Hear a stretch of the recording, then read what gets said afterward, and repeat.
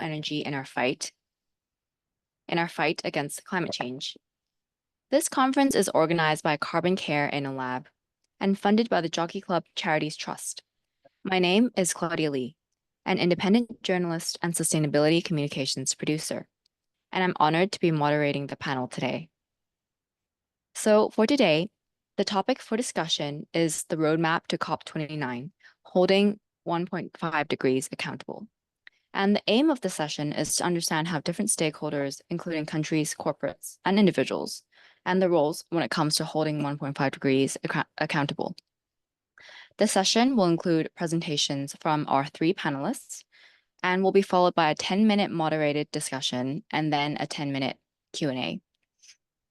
Before we start, I'd love to introduce our panelists, Mr. Chanyao Chung, the co-founder and CEO of CarbonCare InnoLab, Dr. Ute Collier, the Deputy Director of Knowledge, Policy, and Finance Center at the International Renewable Energy Agency. And last but not least, Mr. Hongjin Kim, the Director of the Coalition for Our Common Future and the appointed expert advisor for the Presidential Commission on Carbon Neutrality and Green Growth. After the panelists present, we'll also have Dr. Vijay Jigannathan, the Secretary General of CityNet, who will also share a short video presentation before we move on to the moderated session. So I think now we're ready to start with our very first panelist. And I'm very, very honored to introduce the co-founder and CEO of CarbonCare InnoLab, Mr. Chanyao Chung. Chanyao is the co-founder and CEO of CarbonCare InnoLab and also a member of the Board of Directors of Climate Finance in Asia. Chanyao is a graduate of the University of Hong Kong, and he also obtained a master's degree in information systems from the London School of Economics and Political Science. I'm very honored today to be able to introduce him and for him to be sharing his insights with us. Hi, Chanyao. Hi, thank you, Claudia. And no problem. So I have about, 10 minutes? Yes. Okay, around thank 8 you to very 10 much. minutes. Thank you. So thank you everybody for joining. After 3 days, you are still here, so it's fantastic. We are going to address how we prepare for or anticipate what will happen in COP29 regarding the development of renewable energy, in particular solar energy. I think the most important thing is that we have to remember that Paris Agreement sets a target of 1.5 degree, which is now at best being either neglected or even surpassed by reality. So there is scientific evidence that we are closing to, and some estimate already surpassed this level. And we are heading towards a 2.7 or some other estimate close to that world at the end of the century or earlier even. So the mounting, increasing, accelerating weather events are threatening us. We are already feeling a cool summer coming this year. So COP29 is not yet giving any hopeful sign. The NDC's commitments are not nearly enough to close the gap. So we have to call upon the governments, the civil society, the business to really work hard and be serious about making a difference. All the targets we set before have to be fulfilled. In terms of renewable energy, there was a commitment last year to triple renewable energy by 2030. And we are still not convinced that we are on track to fulfill it. So I would like to learn from UT, their perspective. They are more closer to the reality from Marina and Hongjin as well. But at the same time, over 700 million people are not accessible to electricity. Most of them are in Asia.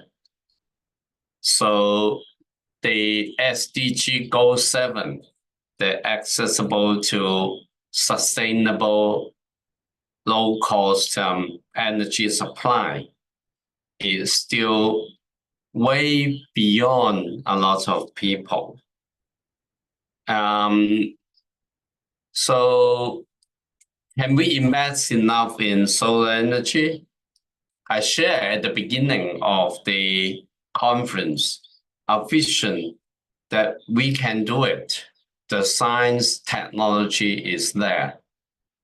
The solar panels efficiency is still 22%. A lot of room for improvement if we have enough investment in R&D.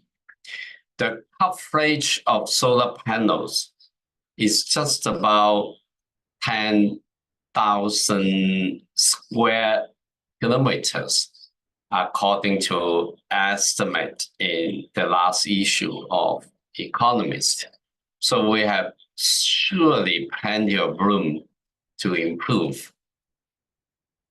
I read from science, maybe popular science, that 1 hour of sunlight on Earth is enough for a whole year's consumption.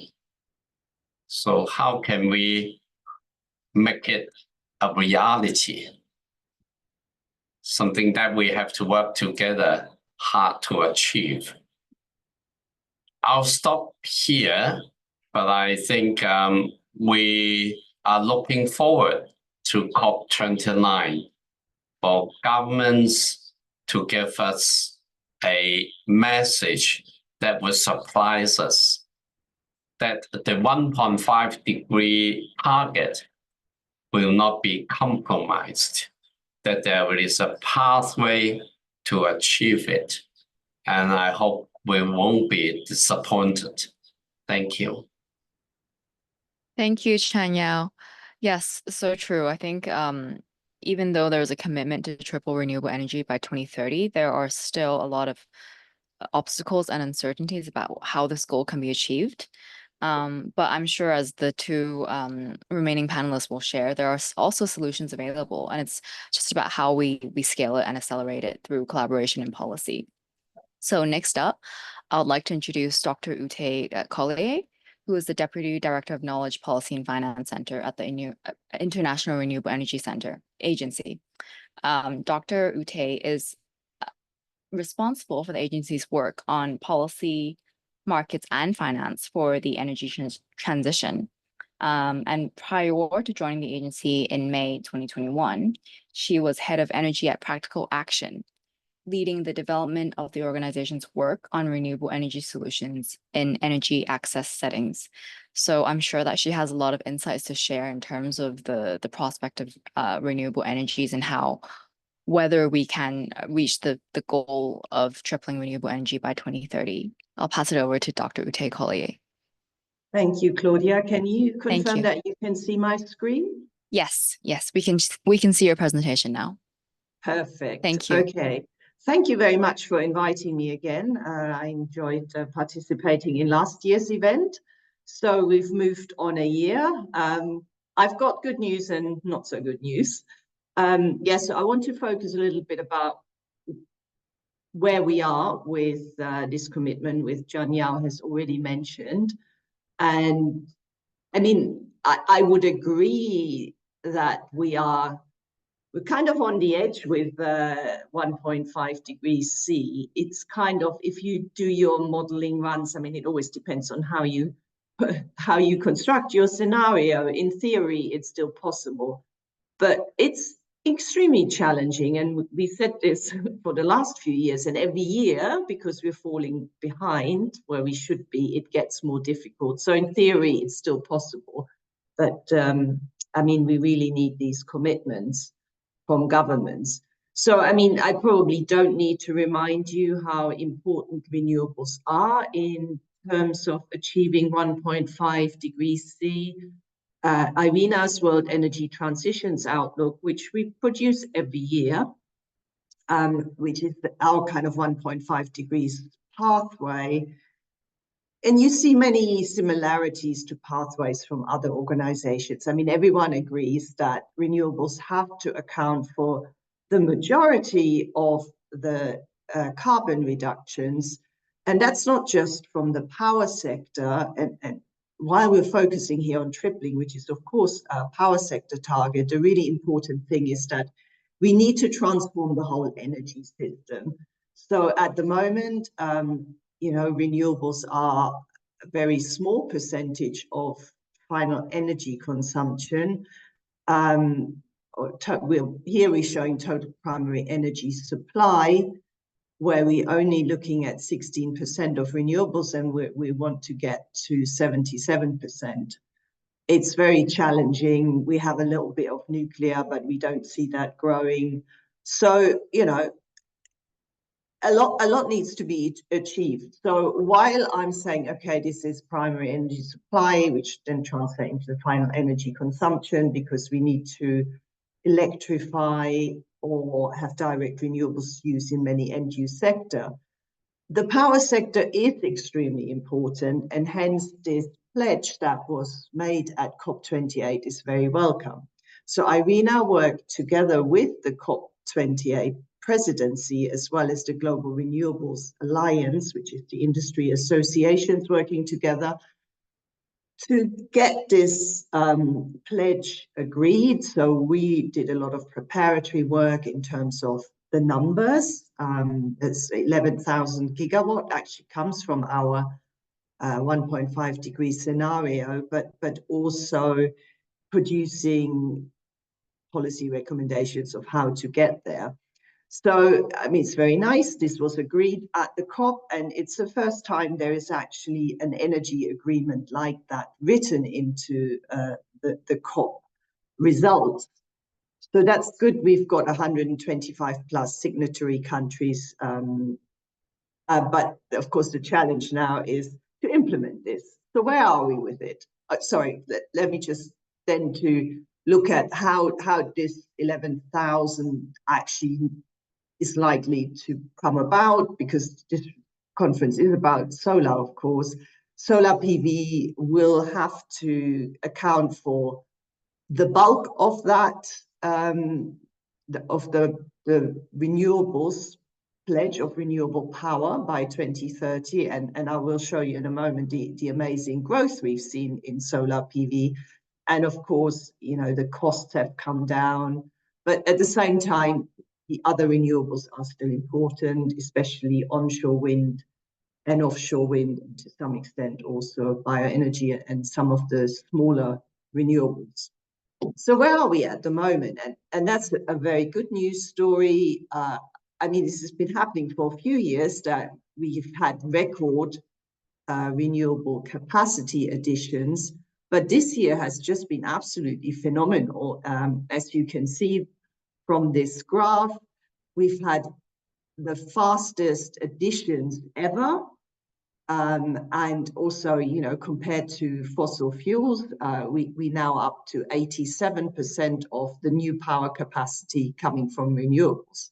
So that's a great thing, although if you look at if you think about we need to get to 11,000, well, it actually means we need to have more than 1,000 per year, as opposed to 470 something.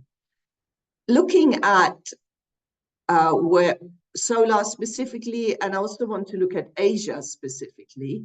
I mean, the big news story from the last year is that the Chinese solar PV capacity additions have been absolutely phenomenal. We've never seen this kind of these additions anywhere else before. It's been extremely fast. I mean, some of you will probably know more about the situation in China and the support for the industry and government, but that clearly has played an important role. So Asia overall is raising ahead of the other regions, but of course within Asia it's mostly about China. I mean, of course there's solar PV developments in India and some of the other countries, but China is way ahead of everyone else. And then elsewhere in the world, yes, you know, good progress in Europe, in North America, which we've seen for many years. What we are concerned about, and we've already heard, you know, energy access, we're actually going backwards. IRENA works with the World Bank and other custodian agencies to do a tracking report. We just reported last month that the number of people without electricity access has actually increased by 1 million rather than going down. So that's very depressing. And of course, solar is one of the ideal technologies to help people gain access, especially in places where you don't have a grid. Now, most of those are actually, they're not in Asia, it is mostly in Africa, but there is still a significant issue in parts of Asia as well. So overall then, you know, as positive as all of this sounds, we are not on track for the tripling target, and hence the tripling target. I mean, as I said, this is only part of the story because it's only the power sector. Then we're also nowhere near on track for renewables overall to help us achieve the 1.5 degrees target. But for the power sector alone, we need another 7.3 terawatt hours of power capacity to reach the 11 terawatt hours by 2030.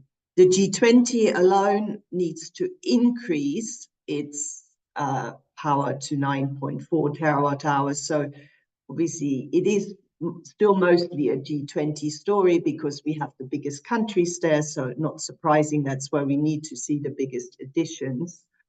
And if we look at NDCs, then we find that most of the G20 countries actually haven't reflected what's needed to achieve the tripling pledge in the NDCs. Now, I know countries will have to submit new NDCs, and that's one of our big calls.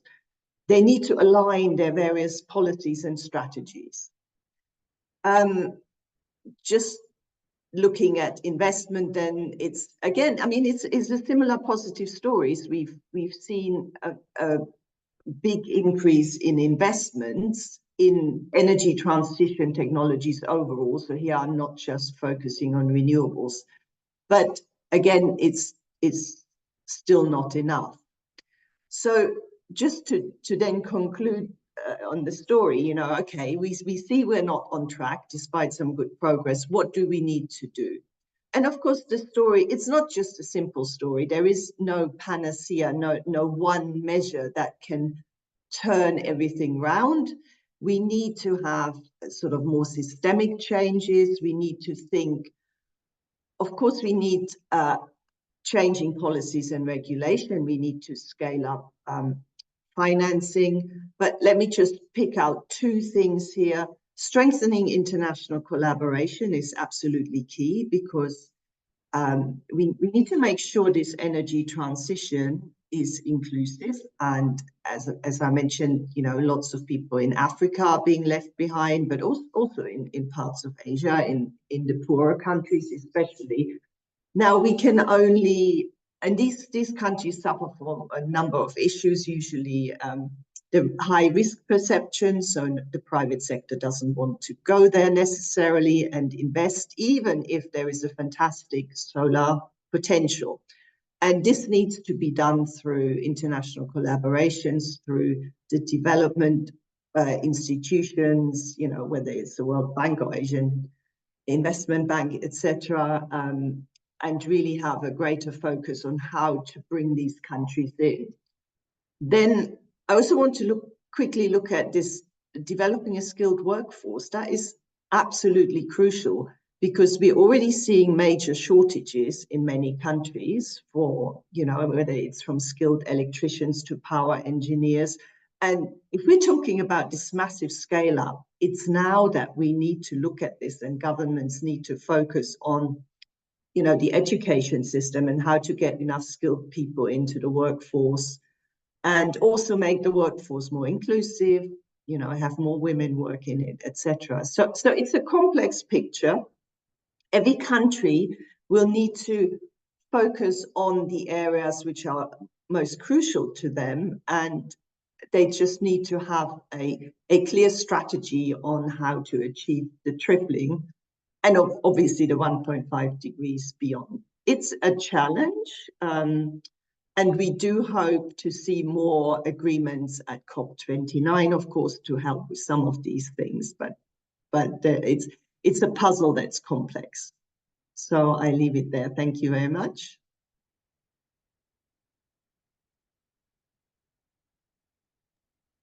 Thank you, Ute, for your very, very insightful presentation. Yeah, as you said, there are still a lot of challenges, and we are not, unfortunately, on track to meet that tripling the renewable energy target. But the last slide you shared was actually really interesting.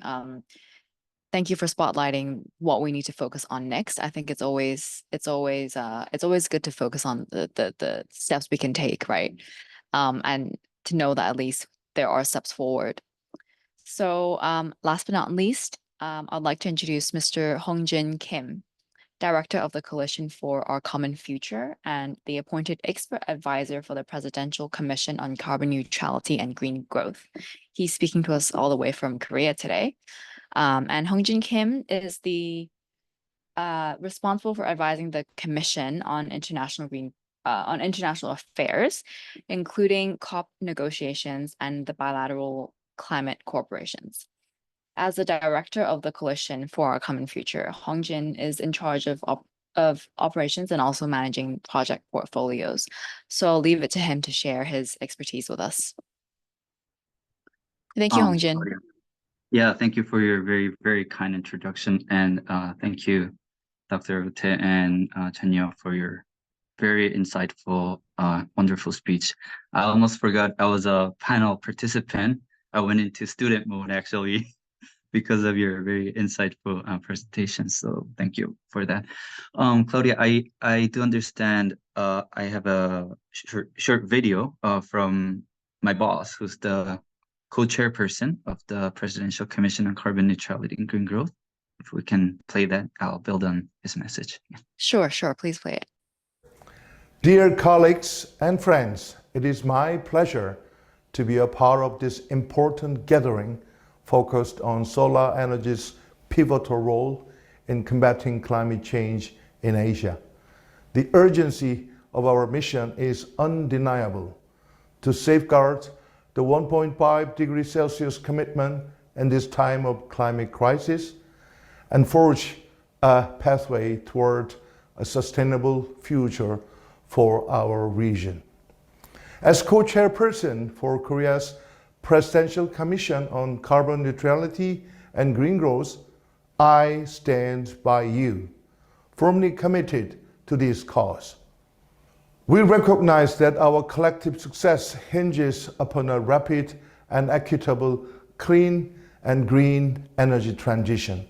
To that end, Korea is dedicated to supporting ASEAN's transition with both renewable energy solutions, cutting-edge green technologies, and right partners.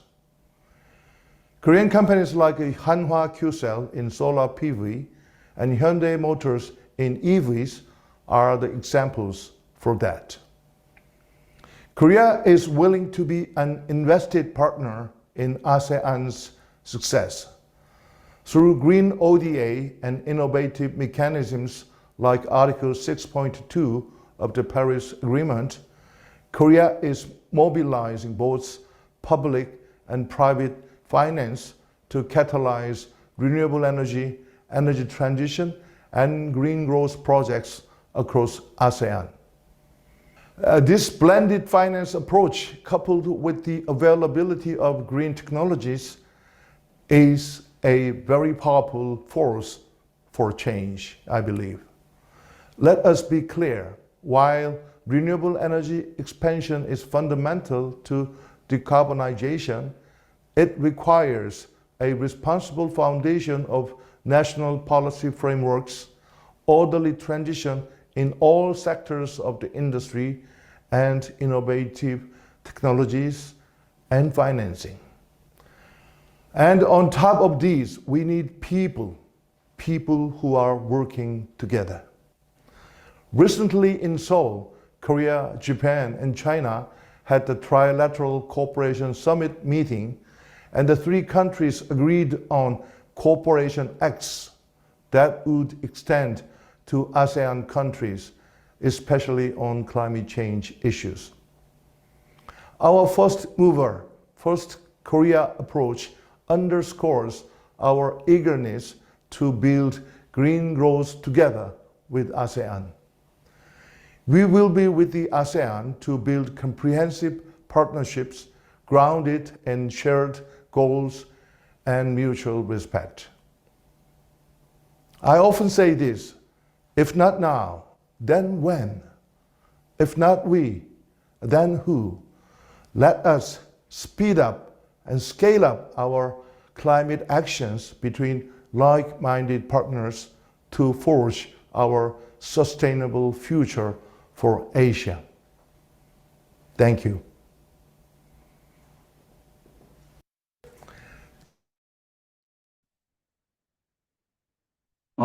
Yeah, thank you everyone for listening and paying attention to that short clip.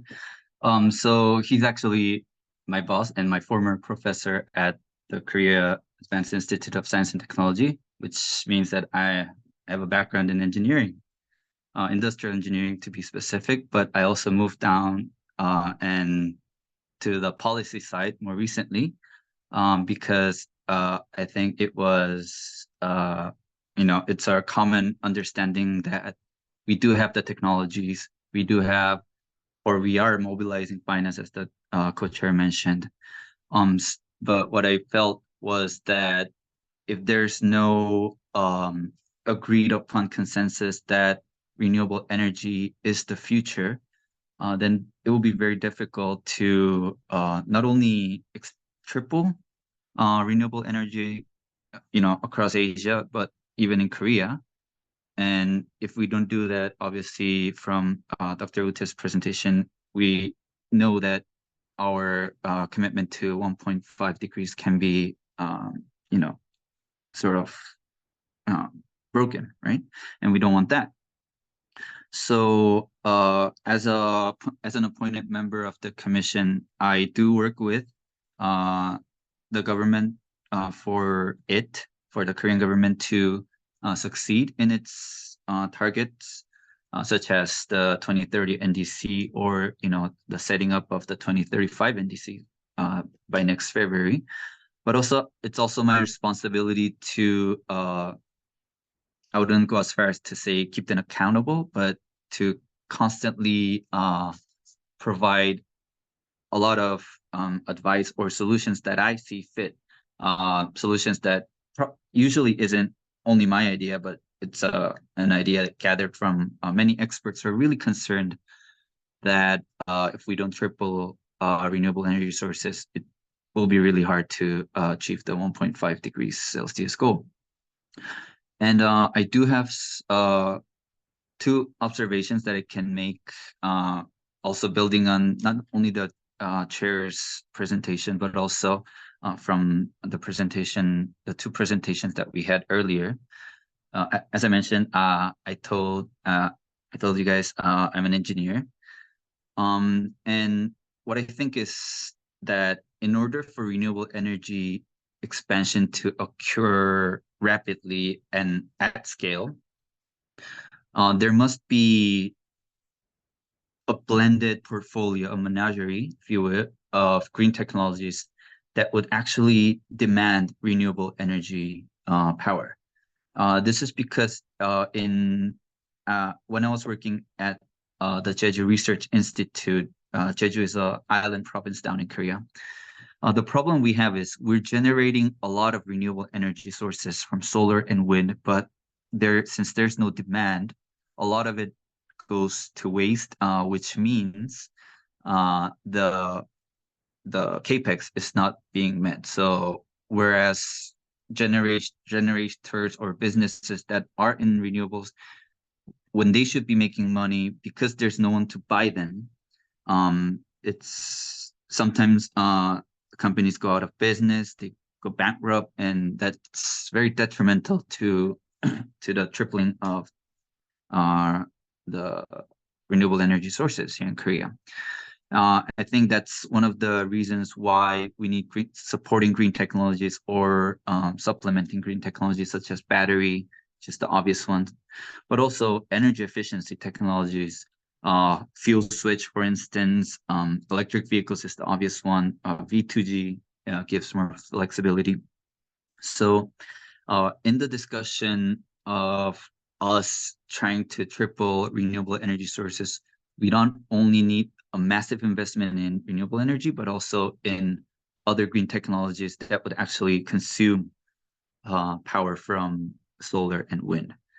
Again, from a policy point of view, as I mentioned, we might say, and this ties to my sort of engineering analysis, great ambition, we need them, but I think we need a balanced approach, especially in the context of Korea. In Korea, renewable energy is relatively a new concept. I wouldn't go as far as to say it's nascent.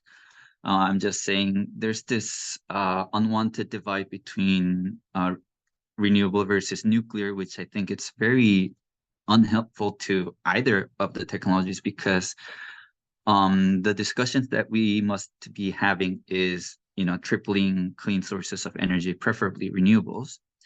But if one, let's say, very zealous group of people, advocate for renewables only, if they constantly keep attacking government policies, at first, obviously, the government will open their ears, but then what happens is that, and I think this is common in all the bureaucracies across the world, at one point, the sort of attrition would kick in, which kind of impedes, the good first, nature that we do want renewable energy tripling.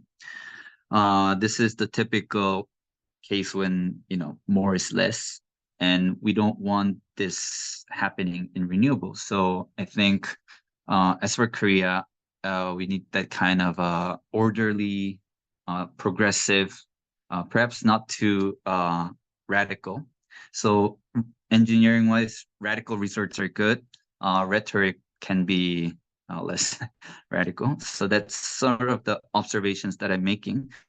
I'm not saying this will be the exact case across ASEAN countries where Korea is committed to funding a lot of the renewable energy projects, fuel efficiency or energy efficiency projects. But those are some of the issues or some of the lessons that we can keep in mind. And obviously, as the chair said, which is kind of resonating with what Dr. Ute said, we need younger generations really committed to this cause. And gladly, there are more and more college students. So they'll be like 10 years, juniors than I am, but they're really committed. Like they feel if they cannot solve this, they'll lose their habitat. And that's, I guess, one of the hopes that we have in this discussions. And I would like to be very optimistic on this issue, but I think we should definitely use all available sources of either financing, technology, or human resource to keep 1.5 degrees Celsius. I've talked too much, so thank you. Back to you, Claudia.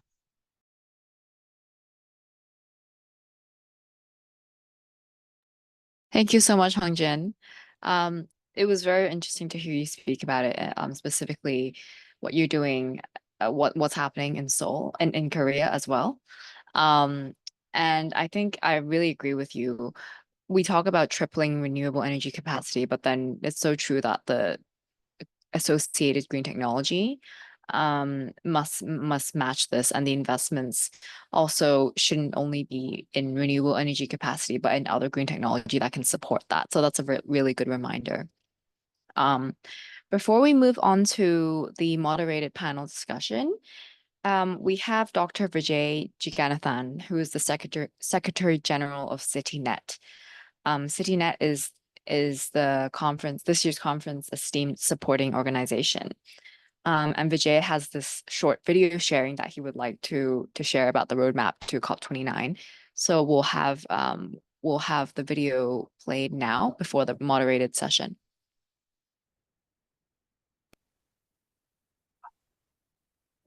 Hi, Dr. Vijay. Good afternoon, Mr. Chong Chen Yao, and all the distinguished delegates to the Asia Solar Energy for Climate Change conference being held in Hong Kong. I regret I have not been able to attend in person, but I'm grateful that you have agreed to take my message on behalf of all the members of CityNet.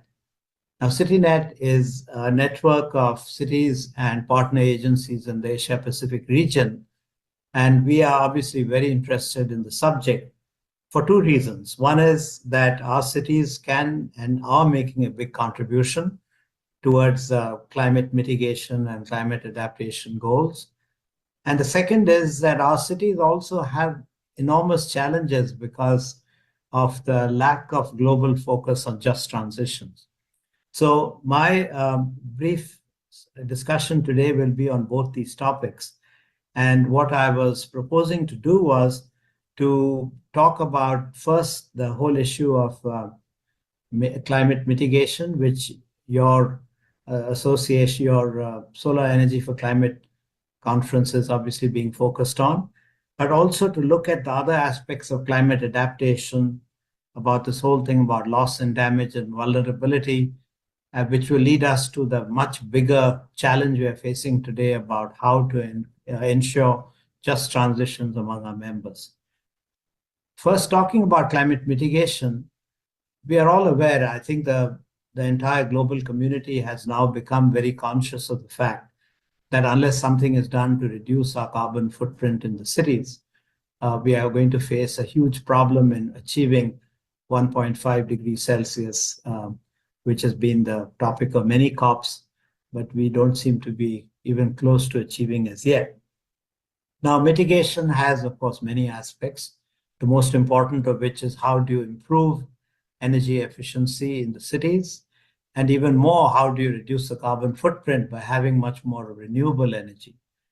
And in this space, your organization has done a lot of extremely useful work, and our members are also very interested in trying to reduce the carbon footprint in the city, because at the end of the day, if a city has a lower carbon footprint, especially with the kind of traffic we're having in our cities of the Asia Pacific, it not only helps the global climate, and it not only helps the bottom line of the residents in terms of the bills they pay, but most important of all, it also improves the quality of air, and by that the quality of life in the cities. Because as many of you who've been to our cities know firsthand, the biggest issue we have is with traffic jams, is very poor air quality. And in some cities where there still hasn't been the adequate replacement of coal with and wood with as for cooking, there are also particles caused by air pollution from the homes of different people. So this is a big issue. And for climate mitigation, our mayors are very interested. There's a huge amount of actions being taken to try and reduce the carbon footprint and also improve the quality of the air in which citizens face. Now, that's one part of it. But another equally important part is what is now being recognized in the world, which is about climate adaptation. Because the reality in many of our cities is that these have grown organically without proper planning. And as a result of that, while some parts of the city have very high land values and have resemble New York or Paris or London, many parts of the city are really poor, and that's where you find that the low-income people are residing under intolerable conditions.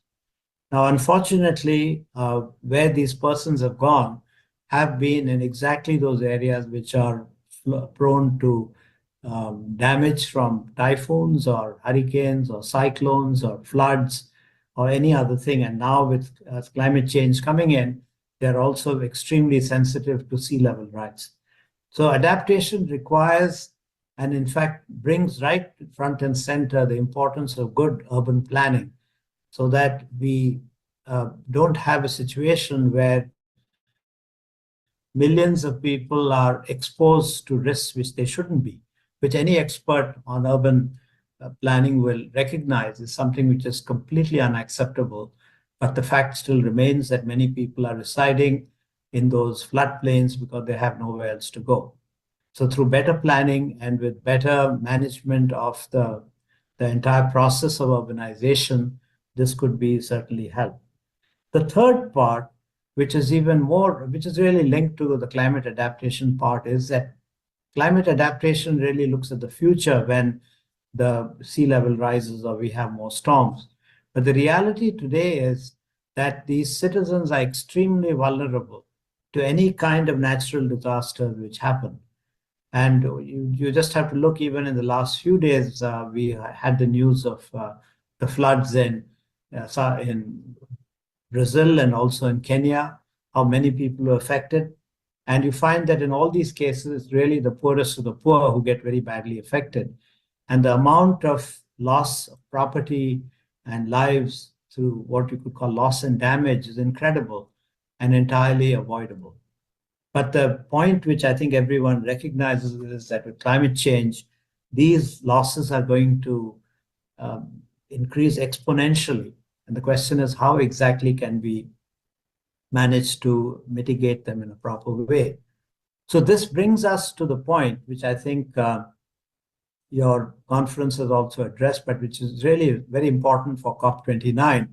And that is the whole point about just transitions. Because just transition simply means that when we have cities in the global south, not just in the Asia Pacific, but even more so in sub-Saharan Africa and many parts of the Middle East and also Latin America, the big point about all this is that if you want to do climate mitigation, if you want to do climate adaptation, if you want to reduce the amount of loss and damage which is taking place, you do need a whole lot of money, because taking any of these actions requires massive investments, which unfortunately our cities don't have. In fact, in most of our cities in the Asia Pacific region, there is almost a total dependence on the federal or the central or the national government for money, and there just isn't enough money to go around. The result of which is that everything is done in a half measure. So, for example, we all know that it's important to reduce the number of cars and two-wheelers on the roads to reduce the carbon footprint. But the reality is that the mayor's office or even the national government doesn't have the funding to put in a well-functioning mass transit system, because it does take a lot of money. Now, I'm not saying that planning cannot be done, but it does require funding. But if you look at the other aspects like climate adaptation, if the idea is to remove many of the vulnerable people from the areas which are going to be exposed to the adverse effects of climate change, the question again is, where's money? Where's it going to come from?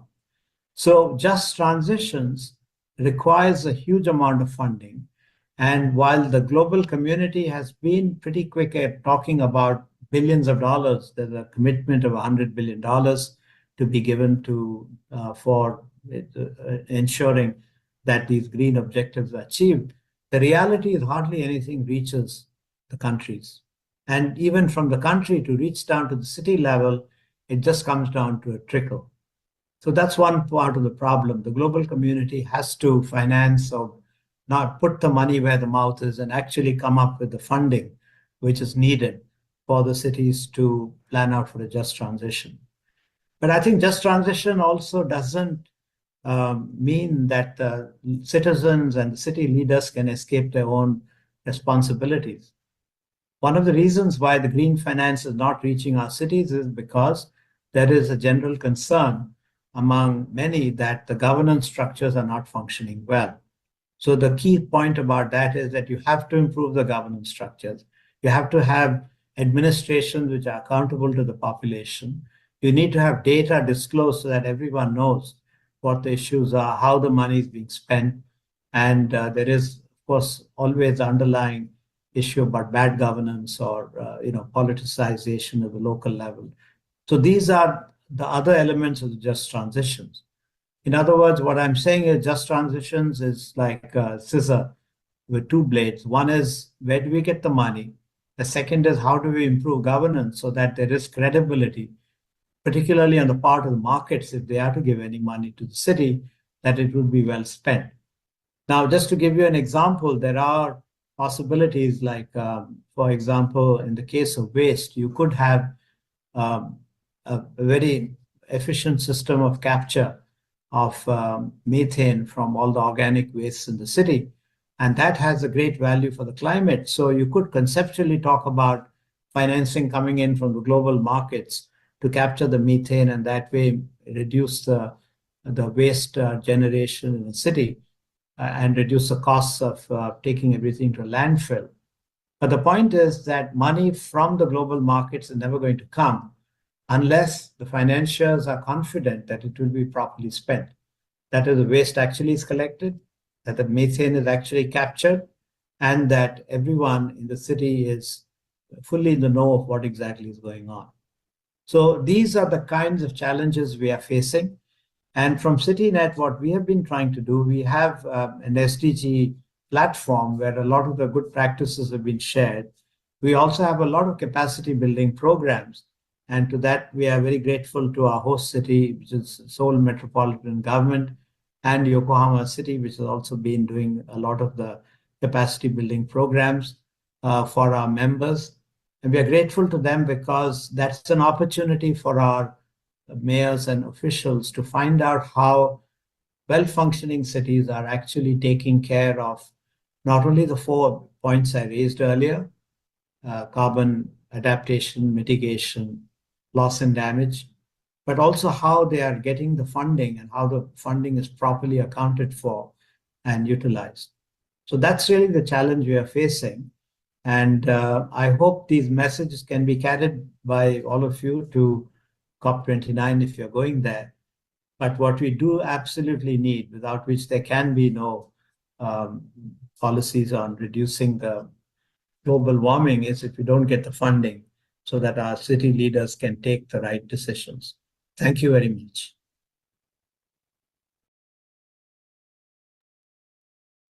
Thank you so much, Vijay, for sharing your thoughts with us. And I really agree. Having a just transition is really important because ultimately we can't only look at numbers, but we really need to consider how tripling renewable energy capacity will be able to uplift the livelihoods of the planet and our animals as well as our community. So since we have around 10 minutes left, I think it's appropriate to skip the moderated panel part and go straight to the Q&A because I see that our participants have been very active and there are a lot of very interesting questions being asked. So let's see, I'm going to pick out at least 3 to 4 questions. First, this is a more general, broader level, higher up level question.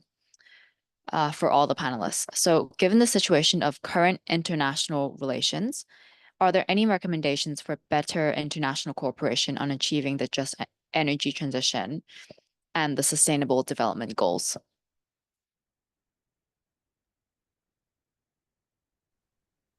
Would anybody like to start? Yeah. Okay, I can start. it's a very difficult question. One that is not easy to answer in a few minutes. But let's look at least the possibilities. We know that solar panels price installation is going down very rapidly, and the production is going fast. So at the same time, we know that there are so many people who are not accessible to energies. So we should at least match the two things together. And who can do that? I think the government or philanthropy, development aid organizations, I think they can do it.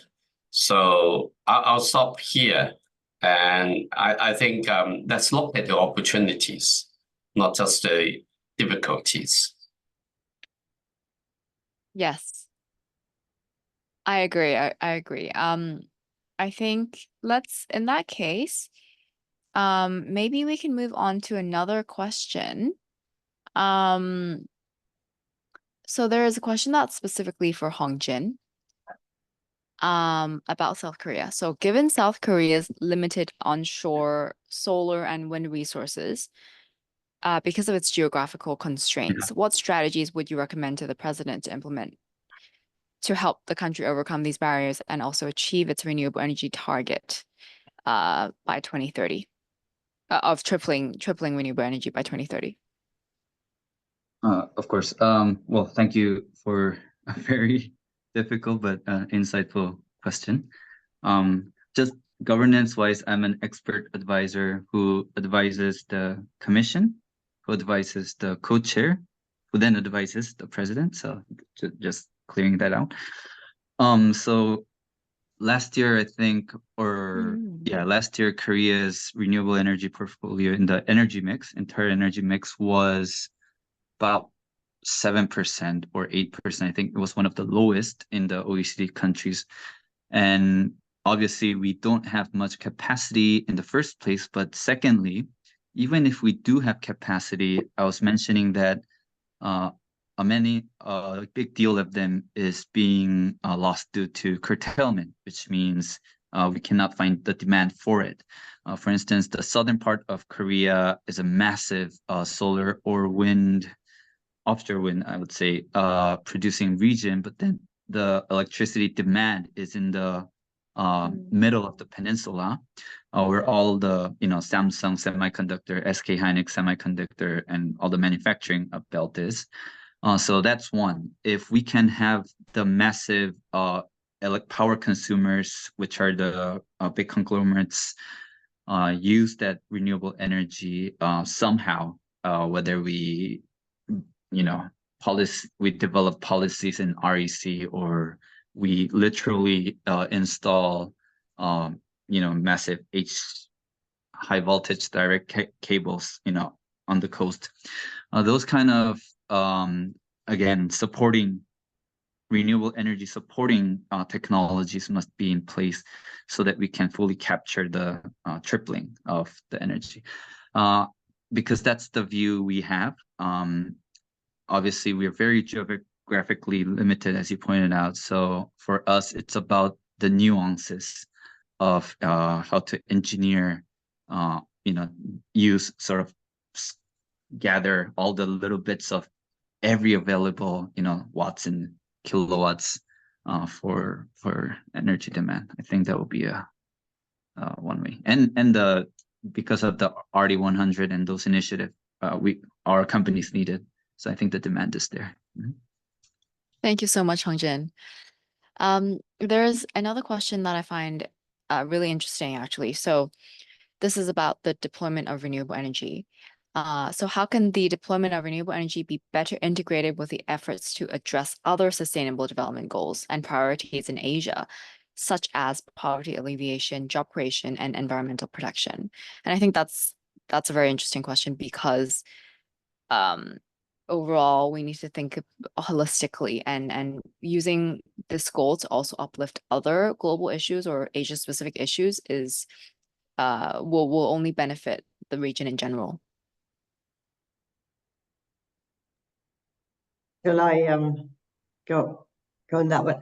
Look, I mean, in any case, it's not about energy for energy's sake, right? And even if our ultimate goal is about the 1.5 degrees C, I mean, this can only happen if we also keep in mind other goals governments will inevitably have. That's poverty alleviation, development, etc. But what we try and do at IRENA is show the positive solutions that exist, and undoubtedly they do. So we already mentioned energy access. You know, there are still many communities, especially in rural areas in many countries, who just don't even have the basics to improve, say, their food security, agricultural production. Even in some cases, it's so extreme, like kids can't study at night because of lack of lights, etc. And this is where renewables can offer very good opportunities, and in a very cost-effective way as well, because it's not possible to expand the grid easily. Often the money is lacking, etc. So I think the key thing is for governments to understand that it's possible to integrate all these policy objectives. And I think it's all our responsibility as well to make clear that this isn't just a sort of 2050 1.5 degree obsession, that we want to do this in a way that also improves some of the other things that need to be done. And to me, it's especially solve the energy access issue, especially in rural areas. And then, but of course, we do also not have the ultimate panacea to solve poverty, right? You know, because there's so many other factors that cause poverty. So better energy access to renewables can contribute to it, but we need governments to come up with that kind of integrated strategy. Thank you, Dr. Ute-Collier. Okay, one final question before we wrap up. So this is about making governments accountable. And the question is, how can the outcomes and agreements reached at COP29 be effectively monitored, reviewed, and strengthened over time to ensure continued progress towards the 1.5 degree objective? And I guess this question has been considered throughout all the COPs. It's not just specifically for COP29, but making sure that also whatever was agreed in each COP continues to be monitored is very important to reach the goals that we set. So if anybody has any thoughts on this, please share. Yes, so I mean, I answered this question actually on there already. So specifically on the COP28 outcomes on tripling renewables, the UAE presidency of the COP has tasked us at IRENA to produce an annual tracking report. And in fact, we will be doing this kind of jointly with other people like Global Renewables Alliance. So that's part of the puzzle. And I think there is that good example from SDG 7, which I already mentioned. You know, when those targets were agreed, they set up this sort of idea of custodian agencies. So it's like us in World Bank and World Health Organization, etc. So you want to have the key international agencies, depending on the topic you're dealing with, have some responsibility to produce, you know, a sort of independent assessment. But ultimately, then it also needs to go back on the agenda at the next COP, and the parties, the governments, are responsible for it. You know, we can highlight where things are not working, but we need to follow up as well. Yeah, I think the civil society's voice is also very important. So I encourage people to speak up both to the national governments and also, if possible, adding to an international voice. Thank you so much. Ute and Chanya, for sharing your thoughts. And unfortunately, we're already at the end of the session, and I'd love to thank you all for your insights and your active participation in the panel. I would like to let Chanya now wrap up the session for us. Well, it is easy because we basically have shared all the important messages throughout the past 3 days. The fact is, the urgency, the intensity, and the acceleration of the climate crisis requires to be really not giving up on the pessimistic view that we all from time to time suffer. So it's hardly possible for us to be giving up. We need to keep on our optimisms and self-fulfilling prophecies on the positive. Maybe I end with the last remark that it is not just the government, it's also the people, the business, the civil society. We need to work together. CCIL is a very small organization, CarbonCare InnoLab, but we are very grateful to have been supported in the past few days by many organizations, 8 supporting organizations, and 38 or so speakers. They are all experienced and renowned. And also, I also want to thank the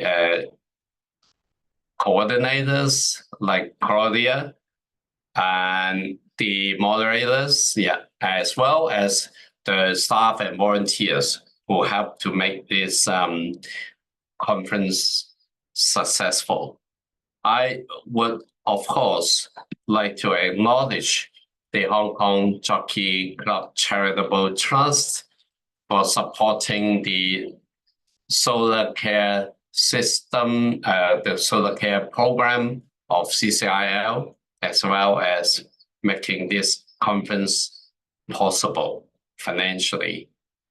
And finally, we will be several months away from COP29, and there will be lots of conferences and attempts. We need to work hard to get our voice to the platform of COP29 and make sure that the pledges made by the governments are fulfilled. So I wish you a pleasant summer, hopefully not too hot, but we know that the temperature will be rising, but so is our passion and effort to address this global climate crisis. So with that, thank you very much. Look forward to meeting you somewhere, sometime. Thank you very much. Thank you. Thank you, Chanya. Thank you all.